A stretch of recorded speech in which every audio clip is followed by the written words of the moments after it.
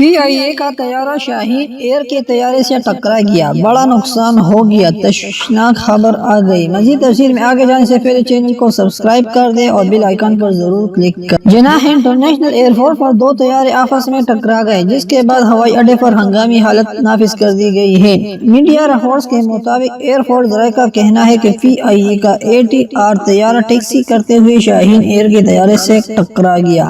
جانچ کے دوران PIA کا طیارے کا انجن کو رن اپ دیا گیا۔ رن اپ کے دوران طیارہ تیزی سے آگے بڑھا اور دوسرے طیارے سے ٹکرا گیا۔ فورس ذرائع کا کہنا ہے کہ تصادم سے PIA کے ATR طیارے کے فیول ٹینک اور انجن کو نقصان پہنچا۔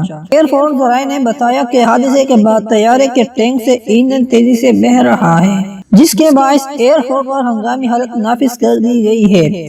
ایئر فورس ذرائع کے مطابق فائر فائٹرز نے طیارے کو گھیرے میں لے لیا ہے، تاہم صورتحال قابو میں ہے۔ دوسری جانب سول ایوی ایشن اتھارٹی نے تحقیق کا حکم بھی دے دیا ہے۔